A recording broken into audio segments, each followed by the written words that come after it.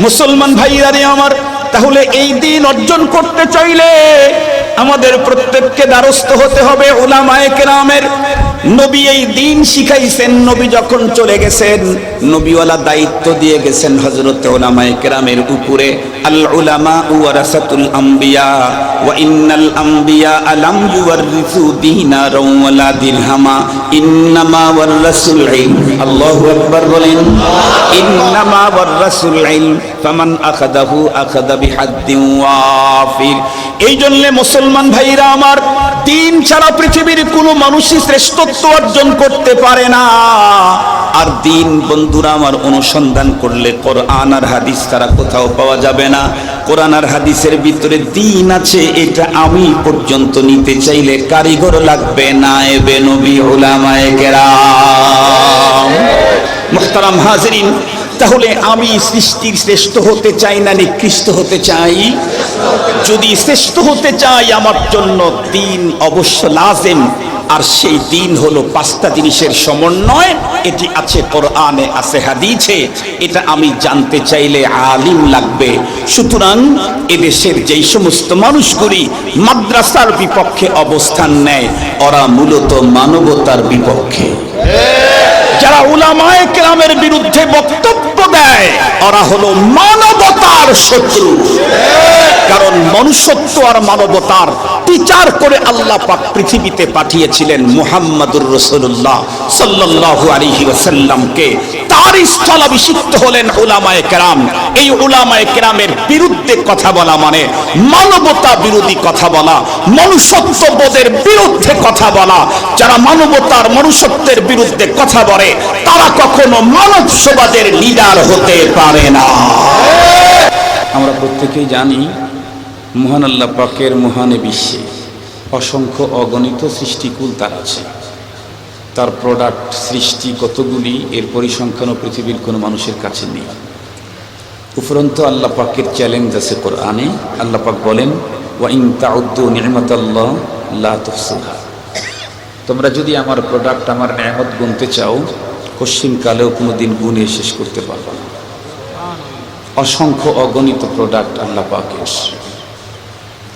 আল্লাহ পাকের অসংখ্য অগণিত প্রোডাক্টের ভিতরে কিছু প্রোডাক্ট এত ক্ষুদ্রাতি ক্ষুদ্র, এতটাই স্মল সাইজ, যেগুলি আমাদের স্বাভাবিক চোখে আমরা দেখতেই পাই না। এই জাতীয় একটা নতুন আল্লাহ পাকের প্রোডাক্ট তামাম দুনিয়া তাকে চিনে। তার নাম শুনলেই বিত্তবানদের শরীরের ভিতরে প্রকম্প তৈরি হয়। তার ইংরেজি নাম কোভিড-19, বাংলাতে করোনা ভাইরাস। এটা এতটাই ক্ষুদ্রাতি ক্ষুদ্র যে এই ভাইরাসে যারা আক্রান্ত হয়ে বেঁচে আছেন তাদেরকে যদি জিজ্ঞেস করেন, তোমরা যেই ভয়ঙ্কর ভাইরাস করোনাতে আক্রান্ত হয়েছিলে, এই ভাইরাসটা কতটুকুন, কয় ইঞ্চি, কয় ফিট, কিছু বলতে পারবে না। যদি জিজ্ঞেস করেন এটা রং কি, কালার কি, কিছু বলতে পারবে না। তার মানে ওরা দেখে নেই। যারা চিকিৎসা করতেছে বিশ্ব স্বাস্থ্য সংস্থা, এদেরকেও যদি জিজ্ঞেস করেন তারাও খালি চোখে এটা দেখতে পায় নাই। এই ভাইরাসটাকে দেখতে মাইক্রোস্কোপ লাগাতে হয়েছে, মাইক্রোস্কোপ দিয়ে দেখা লেগেছে। তারপরে দেখা গেছে এতটাই ক্ষুদ্রাতি ক্ষুদ্র, কিন্তু পাওয়ার এত বেশি, পারমাণবিক ক্ষমতাধরকে হোম কোয়ারেন্টাইনে ঢুকতে বাধ্য করেছে। এত ক্ষুদ্র, চোখে দেখা যায় না। দুনিয়ার নাকি অনেক পাওয়ার, দুনিয়ার নাকি অনেক পাওয়ার, অনেক ক্ষমতা। এইটা করব, ওইটা করব, সেটা করব। মালিক একটা এত ছোট ভাইরাস তৈরি করছেন, আবিষ্কার করছেন, যা দেখাই যায় না, কিন্তু এটার ভয় যত বড়, ভয় তত বড়। যারা যত নর্মাল মানুষ তাদের ভয় তত নর্মাল। আপনারা দেখেছেন এই ভাইরাস একটু ব্যতিক্রম। যারা রাস্তাঘাটে ফুটপাতে থাকে এদের সাথে ওদের কোনো আড়ি নাই। ওরা যেন শুধুই 20 তলা 50 তলা খুঁজে। ঠিক বললাম না? ঠিক বললাম? হোম কোয়ারেন্টাইনে ঢুকছে, সেখানেই ঢুকে গেছে ওরা। অথচ 4 মাসের মধ্যে ওই বাসার একজনকে বাইরে যেতে দেয় নাই, বাইরের কাউকে ভিতরে ঢুকতে দেয় নাই। তারপরে করোনা ঢুকলো কোন রাস্তা দিয়ে? আল্লাহু আকবার। লম্বা কথা ছিল, সেগুলা বলার সুযোগ নাই। এটি আপনাদের কি ধারণা? এই ভাইরাসটা একটা জীবাণু না? ভাইরাস এটা একটা জীবাণু, এরও জীবন আছে। দুনিয়ার ডাক্তারেরা তো বলতেছে ওরা নিজের ইচ্ছা একজন থেকে আর একজনকে ছড়ায়। আমরা বলছি আমাদের রসুল বলেছেন লা আদওয়া ওয়ালা তিয়াওয়াতা ওয়ালা হাম্মা ওয়ালা দাওআ ওয়ালা সাফারা ফিল ইসলাম। আমরা বলি ছড়তে পারে, কিন্তু নিজের ইচ্ছায় যত্রতত্র যায় না। যিনি আবিষ্কার করেছেন তার অর্ডার পেলে যায়। যিনি আবিষ্কার করেছেন তার অর্ডার পেলে।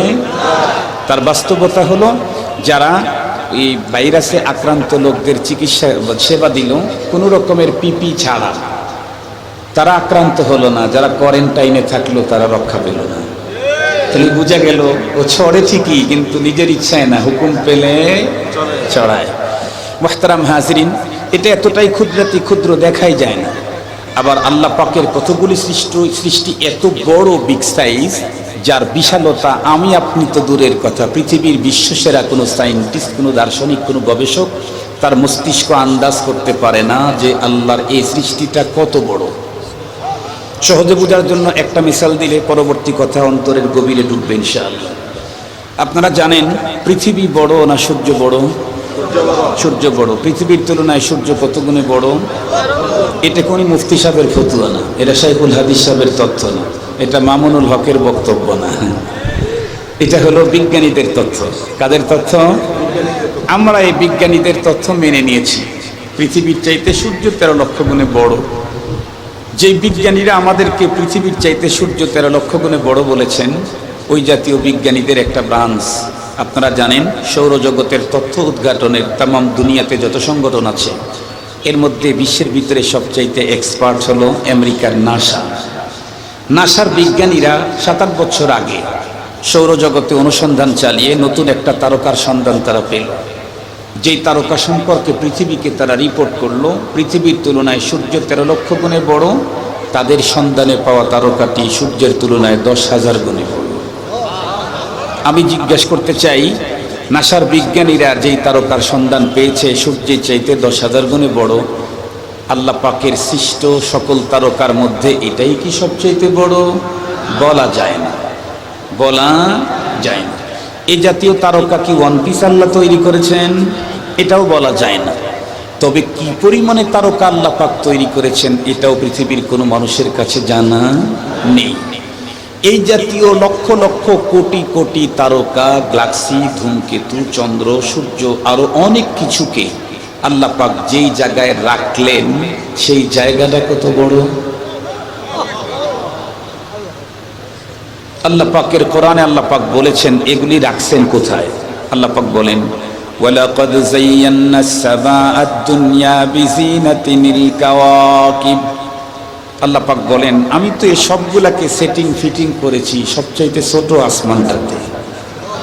আসমান কয়টা?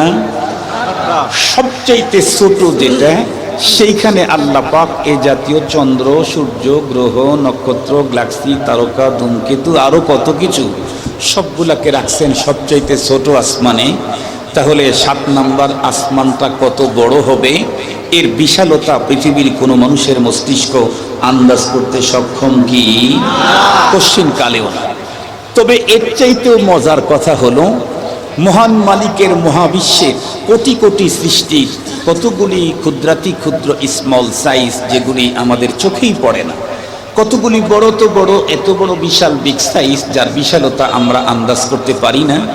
কিন্তু এই সকল সৃষ্টির মধ্যে আল্লাহ পাক শ্রেষ্ঠত্বের ঘোষণা দিয়েছেন তার একটা সৃষ্টির ব্যাপারে, তারা কারা? মানুষ। আল্লাহ পাকের কোরআন আল্লাহ তাআলা বলেন, ওয়ালাকাদ কাররামনা বানি আদম, আমি আদম সন্তানকে মুকাররম করেছি। কিন্তু এর চাইতে মজার কথা হলো, আল্লাহ পাক রব্বুল আলামিন তার সৃষ্টির মধ্যে মানুষ সম্পর্কে শুধু মুকাররম করার ঘোষণা দিয়েই ক্ষান্ত হন নাই, বিপরীতমুখী আরো বক্তব্য এসেছে। যেমন এই মানুষ সম্পর্কে আল্লাহ পাক বলেন, উলাইকা কাল আনআম বাল হুম আদাল উলাইকা হুমুল গাফিলুন। আল্লাহ পাক এটাও মানুষ সম্পর্কেই বলেছেন। ওইখানে বললেন ওয়ালাকাদ কাররামনা বানি আদম, এখানে বললেন উলাইকা কাল আনআম। কোরআনে পাকের আরেক জায়গায় বলেন উলাইকা হুম খায়রুল বারিয়া, এটাও উলাইকা মানে মানুষ, মানুষ সম্পর্কে বলেছেন ওরা সৃষ্টির শ্রেষ্ঠ। আবার কি বলেন, উলাইকা হুম শাররুল বারিয়া, ওরা সৃষ্টির নিকৃষ্ট, এটাও মানুষ। তাহলে সংক্ষিপ্ত আলোচনার দ্বারা কি বুঝলাম? আল্লাহ পাকের সৃষ্টি, এক মানুষ সম্পর্কে আল্লাহ পাকের বিপরীতমুখী দুই রকমের বক্তব্য আছে। কখনো বললেন সৃষ্টির শ্রেষ্ঠ, আবার বললেন সৃষ্টির নিকৃষ্ট, আবার বললেন আমি সবচাইতে বড় মুকাররম করেছি, আবার বললেন ওরা চতুষ্পদ জন্তু নয়, তার চাইতে আরো খারাপ। তাহলে এখন আমাদের জানতে ইচ্ছে হয় এই মানুষটার ব্যাপারে আল্লাহ পাক বিপরীতমুখী দুই রকমের বক্তব্য দিলেন, কখনো শ্রেষ্ঠ কখনো নিকৃষ্ট। তাহলে আমি কি শ্রেষ্ঠ না নিকৃষ্ট, এটা বুঝবো কেমনে? মানুষ কখন সৃষ্টির শ্রেষ্ঠ হয়, কখন সৃষ্টির নিকৃষ্ট হয়? মানুষ সৃষ্টির শ্রেষ্ঠ আর নিকৃষ্ট হওয়ার মানদণ্ড কি, এটা আমাকে জানতেই হবে। না জানলে আমি শ্রেষ্ঠ না নিকৃষ্ট এটা বুঝবো কেমনে? মুহতারাম হাজরিন, সংক্ষিপ্ত সময় আপনাদেরকে বুঝাবার জন্য বলি, মানুষ সৃষ্টির শ্রেষ্ঠ আর নিকৃষ্ট হওয়ার মানদণ্ড হলো মাত্র একটা জিনিস, তার নাম হলো দ্বীন। তার নাম কি? দ্বীন। এই যে দ্বীন যার ভিতরে আছে সেই শ্রেষ্ঠ, যার ভিতরে দ্বীন নাই সেই লোকটাই নিকৃষ্ট। যার ভিতরে দ্বীন আছে এই লোকটা যদি পৃথিবীর সব দিক থেকে সবচাইতে নিম্নমানের হয়, যেমন লোকটা পৃথিবীর সবচাইতে শর্ট, বেটে, সবচাইতে বিশ্রী, সবচাইতে কালো স্কিন, সবচাইতে সিরিয়াস দুর্গন্ধ তার মুখ থেকে বের হয়, এমনকি সেই লোকটা স্টেটলেস, হোমলেস, ঘর নাই, বাড়ি নাই, সামাজিক কোনো অবস্থান তার নেই, নেই তার কোনো টাকা পয়সা, নেই কোনো শিক্ষাগত যোগ্যতা, এমনকি লোকটা মানুষ সমাজে বাসও করে না, তার অবস্থান হলো গহীন অরণ্যে। সে স্বাভাবিক খাবার খেয়ে দুনিয়াতে বেঁচে আছে এমনটি না, সে জঙ্গলের লতা পাতা খেয়ে তার জীবন জীবিকা চলে। সব দিক থেকে লোকটা নিম্নমানের, বাট তার ভিতরে যদি ঈমান থাকে, দ্বীন থাকে, তাহলে এই লোকটা দামি তো দামি, নূরের তৈরি ফেরেশতার চাইতেও দামি।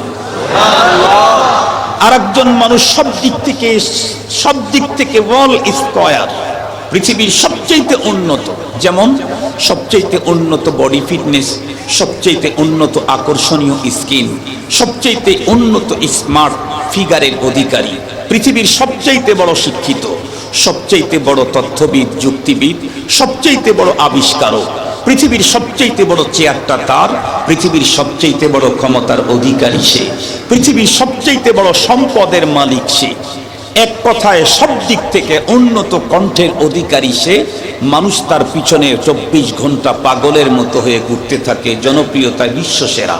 কিন্তু এই লোকটার ভিতরে দ্বীন যদি না থাকে, ওয়াল সাইডে স্কয়ার হলেও এই লোকটা নিকৃষ্ট তো নিকৃষ্ট, ইতর প্রাণী কুকুর শুকুরের চাইতেও নিম্নমানের।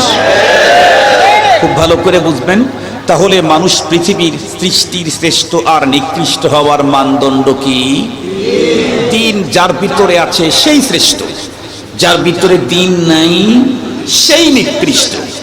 এখন এ দ্বীন বলতে কোন দিন? রাত্রের বিপরীতে সূর্যের আলোতে যেই দিন পৃথিবীতে উদয় হয় সেই দিন। জোরে বলুন। তাহলে এ দিন বলতে কোন দিন?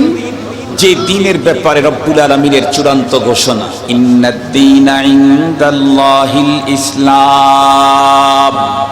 এই দিন যার ব্যাপারে রব্বুল আলামিনের চূড়ান্ত ঘোষণা, দিন আমার কাছে একটাই, সেটা হলো ইসলাম।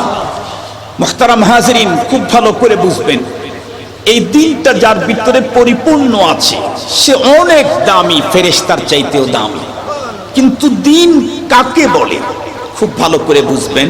এটা আমার মধ্যে আছে না নাই, এটা এখন একটু দেখার বিষয়, তাই না? আপনাদেরকে সহজে বুঝবার জন্য একটা মিসাল দিলে বুঝবেন। আমার এই হাতটা কমপ্লিট হওয়ার জন্য কয়টা আঙ্গুল দরকার? 5টার পরিবর্তে যদি এদিকে একটা এক্সেস, এদিকে একটা বাড়তি থাকে, তাহলে কি কমপ্লিট হলো হাত? না। যদি আবার 3টা আঙ্গুল কম থাকে, তাহলেও কি হাতটা কমপ্লিট হলো? এই হাত কমপ্লিট হওয়ার জন্য 5টা আঙ্গুলই লাগবে। বৃদ্ধা আঙ্গুলি ছাড়াও হাত কমপ্লিট না, কনিষ্ঠ আঙ্গুল ছাড়াও হাতটা কমপ্লিট না, মধ্যমা শাহাদত কোনটা ছাড়াই, কোনো একটা ছাড়াও এই হাতটা কমপ্লিট হতে পারে না। একটা হাত কমপ্লিট হওয়ার জন্য যেমন 5টা আঙ্গুল লাগে, একজন মানুষ পরিপূর্ণ দিনদার হতে চাইলে তার জন্য 5টা সাবজেক্ট লাগে। কয়টা সাবজেক্ট লাগে? 5টা সাবজেক্ট লাগে। এই 5টা সাবজেক্ট যেই মানুষটার ভিতরে আছে সেই হলো প্রকৃত দিনদার। এই সাবজেক্টগুলি যার ভিতরে নাই, তামাম দুনিয়ার সব মুফতিরা তার ব্যাপারে দিনদারের ফতুয়া দিলেও সে আল্লাহর কাছে পূর্ণ দিনদার বলে বিবেচিত হবে না। 5টা সাবজেক্টের শিরোনামগুলি শুধু আমি বলছি। 1 নাম্বার আকায়েদ, 2 নাম্বার ইবাদত, 3 নাম্বার মুআমালাত, 4 নাম্বার মুআশারা, 5 নাম্বার আখলাক। কয়টা বললাম? 5টা। আকায়েদ, ইবাদত, মুআমালাত, মুআশারাত, আখলাক। এই 5টা জিনিস যার ভিতরে কমপ্লিট টোটাল সবগুলি আছে, সেই হলো পুরা দিনদার। যার ভিতরে 3টা আছে 2টা নেই, তামাম দুনিয়ার মুফতিরা তার ব্যাপারে ফতুয়ার স্তূপ করলেও দিনদারের লাভ নেই। মুহতারাম হাজিরিন, যার ভিতরে 4টা আছে 1টা নেই, সেও পূর্ণ দিনদার। যার ভিতরে 2টা আছে 3টা নেই, সে তো অর্ধেক দিনদারও না। কিন্তু দুঃখের সাথে আজকে বলতে হয়, আমার দেশে সাধারণ মানুষ তো আছেই, আমার মতো বিশেষ জনেরাও দিনদারির সার্টিফিকেট দেই কাদেরকে? আমাদের দেশে ভালো করে বুঝবেন, যাদের মুখে দাড়ি আছে লম্বা, ফাইন, মাথার মধ্যে টুপি আছে, উপরে পাগড়ি আরো সুন্দর, পরনের ভিতরে ঢিলে ঢালা জামা আছে, পাঞ্জাবি জুব্বা আরো ফাইন, 5 ওয়াক্ত নামাজ আদায় করে জামাতের সাথে, আউয়াবিন, ইশরাক, চাষ, তাহাজ্জুদ নিয়মিত পড়ে, হাতের ভিতরে সাবহা আছে, টপ টপ করে জিকির করতেই থাকে, মাঝে মাঝে আল্লাহর রাস্তায় 3 দিন 5 দিন 7 দিনের চিল্লা লাগায়, কোরআনে পাকের তিলাওয়াত লাইলা ওয়া নাহারা করতেই থাকে, মসজিদ বানায়, মাদ্রাসা তৈরি করে, রমজান মাসে রোজা রাখে, হজ আসলে সময় আসলে হজ করে, হজের সময় ওয়াজ করে, ওয়াজ করায়। এই জাতীয় কার্যক্রম যদি আমাদের দেশের কোনো মানুষ করলো, তাহলে আমরা সবাই বলি, মুফতি সাহেব সহ, মুতামিম সাহেব সহ, শাইখুল হাদিস সাহেব সহ, আমি বক্তা সাহেব সহ, আমরা বলি কি এই লোকটা পাক্কা দিনদার। আসলে এটা সম্পূর্ণ ফাও কথা। কারণ আমি যতগুলির নাম বলেছি সবগুলা মিলা 5টা সাবজেক্টের সমন্বয় যে দিন, তার মাত্র একটা হয়েছে, তার নাম হলো ইবাদত। কথা বলেন, কয়টা হয়েছে? যেই 5টা লাগবে দিনদার হতে, সেই 5টার একটা হয়েছে। এতক্ষণ যতগুলির নাম বলেছি সবগুলি মিলে হয়েছে একটা, আরো বাকি আছে 4টা। এই 4টার ভিতরে একটার অবস্থা তো সিরিয়াস। এদেশের মানুষ তো দিন চেনে না, এদেশের মানুষ তো দিন বুঝে না। এ কারণেই তো এদেশের প্রথম সারির শেখুল হাদিসকে লক্ষ্য করে আমার দেশের বড় চেয়ারে বসা মূর্খগুরি বক্তব্য দিতে থাকে, তোমাকে তো তোমার আব্বা পিটায় পিটায় মাদ্রাসায় পড়াইছে, আমি তো স্বেচ্ছায় আলিফ বা তাসা পড়েছি, তুমি আমার চাইতে বড় দিনদার হও কেমনে? এই মূর্খতার বক্তব্য আমার দেশের উন্নত চেয়ারের অধিষ্ঠিত লোক থেকে আসতে থাকে। কেন? এদেশের মানুষ সব ব্যাপারে এক্সপার্ট হলেও ধর্মের ব্যাপারে অনেকটাই ইন্টারন্যাশনাল মূর্খ। অনেকেই উনি যে বড় দিনদার হওয়ার দাবি করলেন, দিন কারে বলে উনি তো জানেন না, ওনার পূর্বপুরুষ জানে কিনা আমার জানা নাই, পরবর্তী নসল এটা জানবে কিনা তাও আমি জানি না। আজকে ভালো করে মনে রাখবেন, নামাজ 5 ওয়াক্ত আদায় করলাম, আউয়াবিন, চাষ, ইশরাক, তাহাজ্জুদ, সকাল বিকাল কোরআন তেলাওয়াত, তাসবিহ, এরপরে রমজান মাসে রোজা, হজের সময় হজ, ওয়াজের সময় ওয়াজ, মাথার মধ্যে টুপি, পাগড়ি, লম্বা জামা, লম্বা দাড়ি, এ সবগুলি দিয়ে যেই 5টা সাবজেক্টের সমন্বয় দিন, তার মাত্র একটা হয়েছে। এর ভিতরে সবচাইতে গুরুত্বপূর্ণ সাবজেক্ট বাকি আছে, তার নাম হলো আকায়েদ। আকায়েদ, এই আকীদার আকায়েদের তুলনায় অন্য 5টা সাবজেক্ট দ্বীনের জন্য কেমন? মনে রাখবেন, পুরাপুরি দিনদার হতে চাইলে সাবজেক্ট 5টাই লাগবে। একজন মানুষ পুরাপুরি মানুষ হতে চাইলে তার জন্য 2টা হাত লাগে, 2টা পা লাগে, মাথা লাগে, বডি লাগে। ভিতরে একটা গুরুত্বপূর্ণ জিনিস বাইরে থাকে না, দেখা যায় না, ওইটার আরো দাম বেশি, তার নাম হার্ট।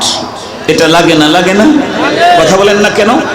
একজন মানুষ পরিপূর্ণ হতে চাইলে 2টা হাত লাগে, 2টা পা লাগে, 2টা কান লাগে, 2টা চোখ লাগে, মাথাও লাগে, বডিও লাগে।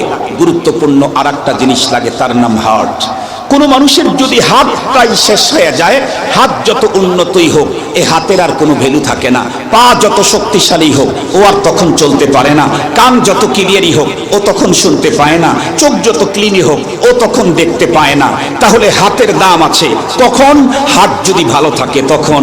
পায়ের দাম আছে কখন? হাত যদি ভালো থাকে তখন। চোখের দাম আছে কখন? হাত যতক্ষণ আছে তখন। কানের দাম আছে কখন? যতক্ষণ হাত আছে তখন। হাত যখন নষ্ট হয়ে গেছে, অনেক সুন্দর হাত, ধরার শক্তি নাই, অনেক সুন্দর পা, চলার শক্তি নাই, অনেক সুন্দর চোখ, দেখার শক্তি নাই, অনেক সুন্দর কান, শোনার শক্তি নাই। মনে রাখবেন, ইবাদত, মুআমালাত, মুআশারাত, আখলাক সবগুলি লাগবে দিনদার হতে। তবে তার ভিতরে আকীদাটা হলো হাতের মতো। যার আকীদা সহি নাই তার ইবাদতের কোনো ভ্যালুই নাই। যার আকীদা সহি নাই তার ইবাদতের কোনো ভ্যালু। কথা বলেন, কথা বলেন। যার আকীদাই সহি নাই ওর নামাজের কোনো ভ্যালু নেই। যার আকীদাই ঠিক নাই ওর রোজার কোনো দাম নাই। যার ঈমানই সহি নাই, আকীদাই ঠিক নাই, ওর যাকাতের কোনো মূল্য নাই। মুহতারাম হাজিরিন, আমার ইবাদতের মূল্যায়ন হবে কখন? আকীদা শুদ্ধ থাকবে যখন তখন। আমার মুআমালাতের মূল্যায়ন হবে কখন? আকীদা যখন শুদ্ধ থাকবে তখন। আমার মুআশারাতের মূল্যায়ন হবে কখন? আকীদা যখন শুদ্ধ থাকবে তখন। আমার আখলাকের মূল্যায়ন হবে কখন? আকীদা যখন শুদ্ধ থাকবে তখন। আমার দেশের মানুষ ঈমান আমলের প্রতি যতটুকুন অ্যাডভান্স আগে বাড়ানো আছে, যতটুকুন ফাস্ট আছে, যতটুকুন গুরুত্ব আছে, কিন্তু আকীদার ব্যাপারে চূড়ান্ত অবহেলা, চূড়ান্ত অবহেলা। এ কারণেই তো বাংলাদেশের মুমিনদের ঈমান নষ্ট করার জন্য বাতিল আর ভণ্ডের কোনো বাংলাদেশে অভাব নাই। এদেশের মুসলমান যদি আকীদার ব্যাপারে 100% অ্যালার্ট থাকতো, তাহলে রাজারবাগ, দেওয়ানবাগ সহ কোন ভণ্ড শাহজালালের এই পূর্ণ দেশে জায়গা পেত না। আকীদার খবর নেই, আকীদার খবর নাই। আমল নিয়ে খুব ব্যস্ত, শুধুমাত্র কেবলমাত্র আমলটা নিয়েই সন্তুষ্ট হয়ে আছে। আমরা যখন ঈমানের বক্তব্য দেই তখন আমার দেশের কিছু মানুষ আলিম ওলামাদের সেই বক্তব্যকে কাউন্টার করে তারা তখন আমাদের ঈমানি বক্তব্যের মোকাবেলায় তখন তারা বক্তৃতা দেয়। আমরা কি নামাজ পড়ি না? আমরা কি রোজা রাখি না? আমরা কি হজ করি না? আমরা কি যাকাত দেই না? আমরা কি আউয়াবিন চাষ ইশরাক তাহাজ্জুদ করি না? আমরা কি মসজিদে টাকা দেই না? আমরা কি মাদ্রাসা করি না? আরে ভাই, আমরা বললাম কি, তুমি বুঝলা কি? তুমি যে নামাজ পড়ো সেটা তো অস্বীকার করি নাই, তুমি যে যাকাত দাও সেটা তো অস্বীকার করি নাই, তুমি যে মাদ্রাসা মসজিদ বৃদ্ধাশ্রম করেছো এটাকে অস্বীকার করি নাই। আমি তো বলতেছি তোমার ঈমানের খবর আগে নাও, কারণ ঈমান যদি তোমার ঠিক না থাকে তাহলে মধুপুরের মসজিদ কেন, খানায় কাবা নতুন করে নিজের টাকায় তৈরি করলেও কোনো লাভ নাই। ঈমান যদি ঠিক না থাকে, কাবা শরীফ ভেঙ্গে নতুন করে নিজের টাকা দিয়ে তৈরি করে দিলেও কোনো লাভ না। লাভ আছে নাকি ওলামায়ে কেরাম? লাভ আছে নাকি? কথা বলেন। 4 পয়সার কোনো লাভ হবে না। আমরা প্রত্যেকেই জানি মুহতারাম হাজিরিন, এই পৃথিবী হযরতে বেলাল হাবশী রাদিয়াল্লাহু তাআলা আনহু, উনি জন্ম নিয়েছেন হাবশাতে। মানুষটা ছিলেন খুব কালো, ঠোঁটগুলি ছিল মোটা, এরপরে ছিল কীতদাস। কিন্তু এই লোকটার এত দাম, নবী আলাইহিস সালাম লাইলাতুল মেরাজে জান্নাত দেখতে গিয়া দরজা খুলেই দেখেন বেলাল হাবশী আগেই জান্নাতে হাজির। আর আবু জেহেল জন্ম নিয়েছে কাবা শরীফের ভিতরে। আবু জেহেল জন্ম নিয়েছে কোথায়? কাবা শরীফের ভিতরে। বেড়ে উঠেছে কোথায়? কাবা শরীফের চত্বরে। যেই কাবার চত্বরে 7টা চক্কর দিলেই আমরা তৃপ্তি পাই, আমার গুনাহ মাফ হয়ে গেছে, তওয়াফ একটা হয়ে গেছে। যেই কাবার চত্বরে 7টা চক্কর দিলেই এদেশের পাপী তাপীরা নিশ্চিত হয় যে আমার গুনাহ মাফ হয়ে গেছে। সেই কাবার চত্বরে বেড়ে উঠেছে আবু জাহাল, জন্ম নিয়েছে কাবার ভিতরে। এরপরে কোনো লাভ আছে কি? কেন লাভ নাই? কারণ তোমার এই আমলের তো ভ্যালু নাই ঈমান ছাড়া। ঈমান ছাড়া আমলের কোনো ভ্যালু নেই। আমরা তো বক্তব্য দিতেছিলাম তখন, গেল আমল গেল না, ঈমান গেল। আমাদের তখনকার স্লোগান ছিল গেল কি গেল? ঈমান গেল। নেই, আমরা বলেছি ঈমান গেল। আমাদের দেশের মানুষ ঈমান কারে বলে এটাও চিনল না। আল্লাহ পাক আমাদেরকে বুঝার তৌফিক দান করুন, আমিন বলেন। মুহতারাম হাজিরিন, খুব ভালো করে কথাগুলি বুঝবেন। তাহলে কয়টা জিনিসের সমন্বয় ঈমান?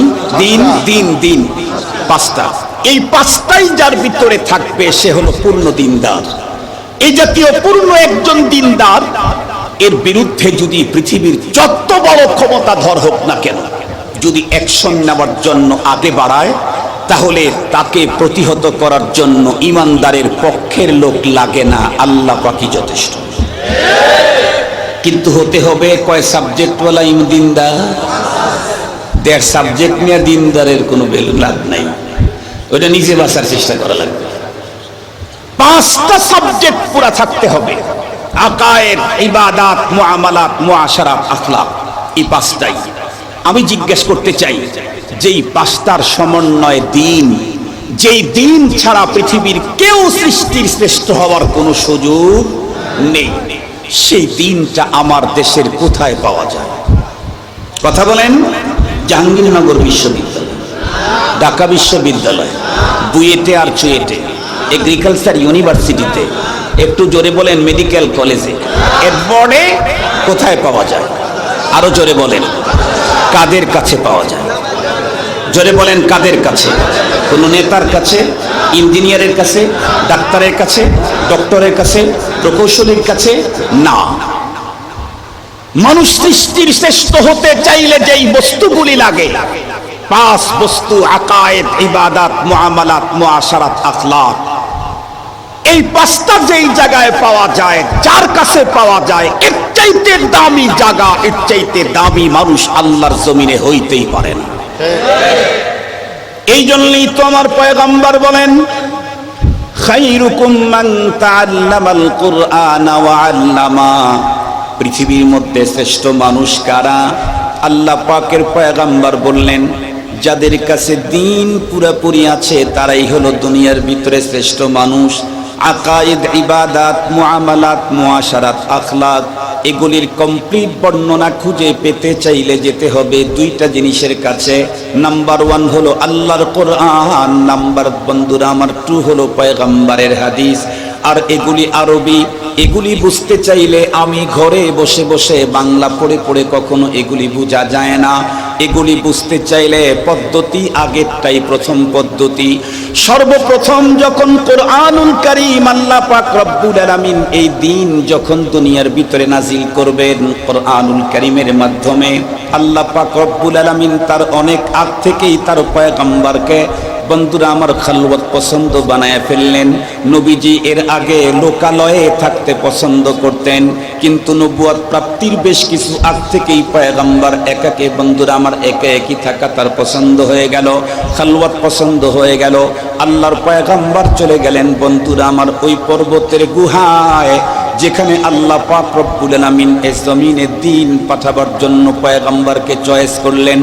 গুহার ভিতরে থাকতেই জিবরাইল আমিন চলে এলো, আল্লাহর পয়গম্বরের সিনাটাকে চাক করে ফেললো, ভিতর থেকে যা বের করার দরকার সবই বের করে দিল।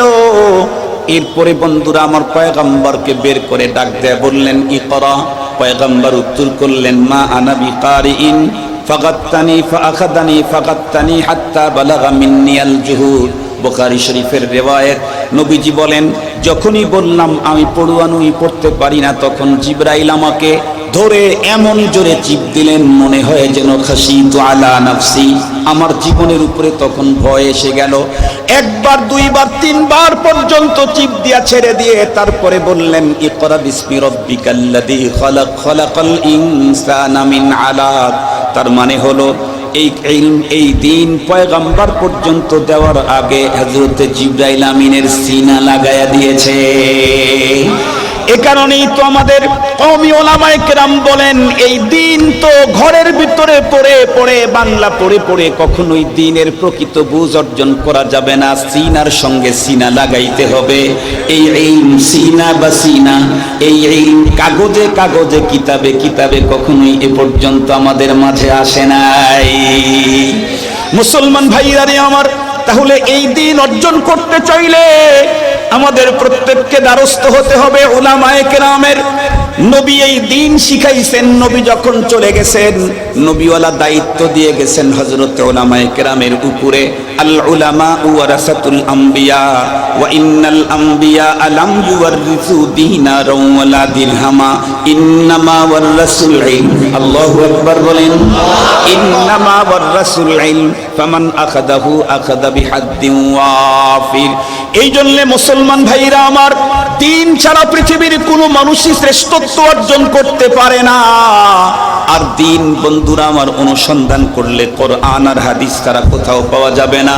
কোরআন আর হাদিসের ভিতরে দিন আছে, এটা আমি পর্যন্ত নিতে চাইলে কারিগর লাগবে, নায়েবে নবী উলামায়ে কেরাম। এজন্য আজকে আল্লাহ পাকের আসমানের নিচে জমিনের উপরে সবচাইতে দামি মানুষ হলো উলামায়ে কেরাম, যাদের কাছে দিন পূর্ণাঙ্গ আছে। আলহামদুলিল্লাহ বললেন না? দিন পূর্ণাঙ্গ আমার কাছে আছে। আমি হয়তো পূর্ণাঙ্গ দিনের উপরে চলতে যদি নাও পারি, তারপরেও পুরাটা আমার কাছেই আছে। কথা বলেন না কেন? আলেমের কাছেই পুরাটা আছে না? কোথায় পাবেন তাছাড়া? আমি যতটুকু থিসিস করে দেখেছি, দিন পূর্ণাঙ্গ দিন নাম্বার 1 কওমি মাদ্রাসায়, নাম্বার 2 হলো হক্কানি পীরদের খানকায়। এই দুই জায়গা ছাড়া আর একটা জায়গা আপনি দেখাইতে পারবেন না যেখানে পূর্ণাঙ্গ দিন আছে। আকায়েদ, ইবাদত, মুআমালাত, মুআশারাত, আখলাক, এই সবগুলি কোনো আর অন্য ধর্মীয় এরিয়ার আর কোন এরিয়ার একজন দুইজন লোককে বের করে দিতে পারবেন না যেই লোকটা হক্কানি পীরদের খানকায় যায় নাই, মাদ্রাসা থেকে দিন শিখে নাই, দিনের অন্য কোনো কাজ করে সে পূর্ণাঙ্গ দিন শিখেছে। ওয়ান পিস তামাম ওয়ার্ল্ডের থেকে বের করতে পারবেন না, চ্যালেঞ্জ। মুহতারাম হাজিরিন, তাহলে আমি সৃষ্টির শ্রেষ্ঠ হতে চাই না নিকৃষ্ট হতে চাই? যদি শ্রেষ্ঠ হতে চাই, আমার জন্য দিন অবশ্য লাজেম। আর সেই দিন হলো 5টা জিনিসের সমন্বয়। এটি আছে কোরআনে, আছে হাদিসে। এটা আমি জানতে চাইলে আলিম লাগবে। সুতরাং এদেশের যেই সমস্ত মানুষগুলি মাদ্রাসার বিপক্ষে অবস্থান নেয়, ওরা মূলত মানবতার বিপক্ষে। যারা উলামায়ে কেরামের বিরুদ্ধে বক্তব্য দেয়, ওরা হলো মানবতার শত্রু। কারণ মনুষ্যত্ব আর মানবতার টিচার করে আল্লাহ পাক পৃথিবীতে পাঠিয়েছিলেন মুহাম্মদুর রাসূলুল্লাহ সাল্লাল্লাহু আলাইহি ওয়াসাল্লামকে। তার স্থলাভিষিক্ত হলেন উলামায়ে কেরাম। এই উলামায়ে কেরামের বিরুদ্ধে কথা বলা মানে মানবতা বিরোধী কথা বলা, মনুষ্যত্ববোধের বিরুদ্ধে কথা বলা। যারা মানবতার মনুষ্যত্বের বিরুদ্ধে কথা বলে, তারা কখনো মানবসমাজের লিডার হতে পারে না। অন্য কারোদের লিডার হতে পারে, অন্য কারো মানুষের লিডার হতে চাইলে কখনোই মানবতা মনুষ্যত্ববোধ যাদের ভিতরে আছে, এটার মডেল যারা, তাদের বিরুদ্ধে কখনোই বক্তব্য দিতে পারে না। মুহতারাম হাজিরিন, একটা ছোট কথা বলে আমি শেষ করে দিচ্ছি। আমার সম্মানিত সেক্রেটারি মহোদয়ের হুকুম তো আমাকে মানতেই হবে। আমার অসুস্থ হয়েছে, মনে করেন শারীরিক অসুস্থ, তাহলে আমার জন্য কি দরকার? ডাক্তার। কথা বলেন না কেন? আমি শারীরিক অসুস্থ হয়েছি, আমার জন্য কি লাগবে? ডাক্তার।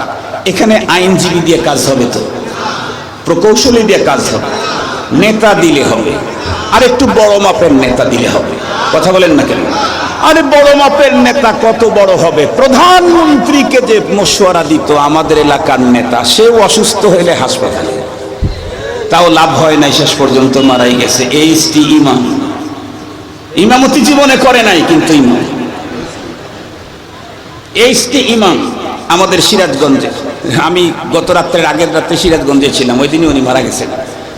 ওনার নির্বাচনী এর এলাকাতেই ছিলাম। ওনার ছেলে এখন এমপি উল্লাপাড়া।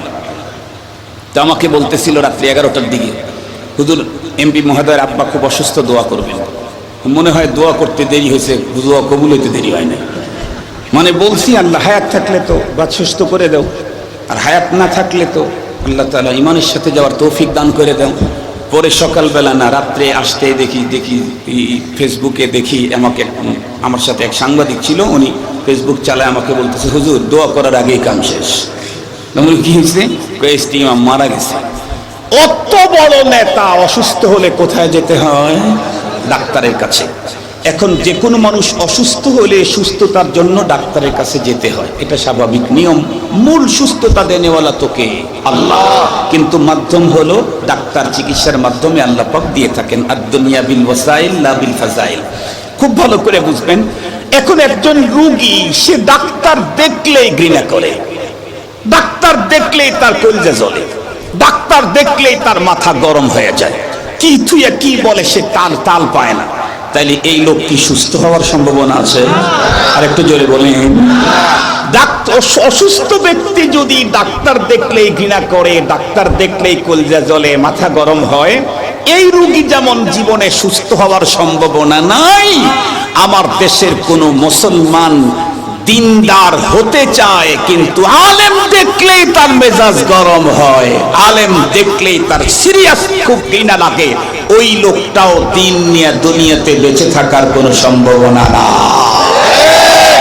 এমন কি সে দিন নিয়ে ঈমান নিয়ে কবরে যাওয়ার সম্ভাবনা নাই। মুহতারাম হাজিরিন, এই জন্য ডাক্তার বিরুদ্ধে যখন তখন বক্তব্য দেওয়া যায় না। কোন বক্তব্য এমন হয় 40 বছরের অর্জনকে ছোট্ট দুইটা কথার কারণে শেষ করে দিয়ে দেয়। ঠিক কথা বললাম না? ঠিক বললাম? কোন বক্তব্য এমন হয় 50 বছরের অর্জন এক বক্তব্যের 3 শব্দের দ্বারায় শেষ হয়ে যায়। এই ওয়াজ বুঝতে যদি বেশি কষ্ট হয়, তাহলে আমাদের টাঙ্গাইলে গিয়া লতিফ সিদ্দিকীর কাছে বসবেন, তাহলে বুঝবেন, উনি বুঝাইয়া দিবে। 50-60 বছর মনে হয়, এখন 65 বছর বয়স, তো 5-7 বছর আগে না হয় 10 বছর আগে বক্তব্য দিয়েছে। এর আগ পর্যন্ত দল করেছে, দলের ক্রাইসিস পিরিয়ডেও দল ছাড়ে নাই, দলের জন্য প্রচুর মেহনত করেছে। আপনারা কতটুকু জানেন জানি না, টাঙ্গাইলের ভিতরে সবচাইতে প্রভাবশালী ফ্যামিলি হলো সিদ্দিকী ফ্যামিলি।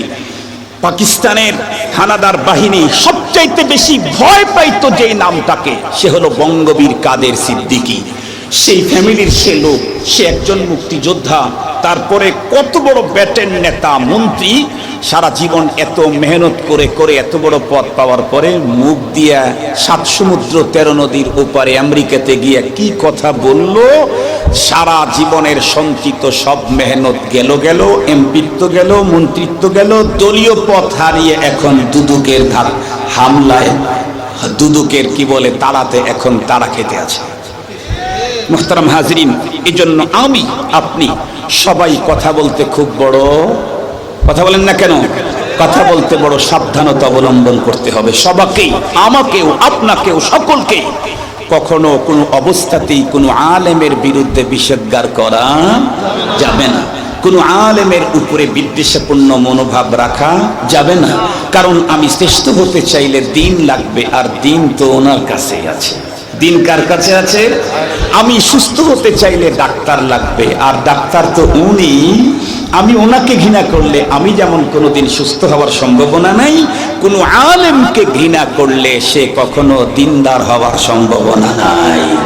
আল্লাহ পাক আমাদের সকলকে এই 5টা সাবজেক্ট যার সমন্বয় দিন, এই 5টার তো শুধু শিরোনাম বলেছি, এটা কি কি জিনিস এগুলি জেনে বুঝে এই 5টাই আমাদের ভিতরে অর্জন করে পূর্ণাঙ্গ দিনদার হওয়ার তৌফিক আল্লাহ পাক আমাদের সকলকে দান করুক। জোরে বলেন আমিন।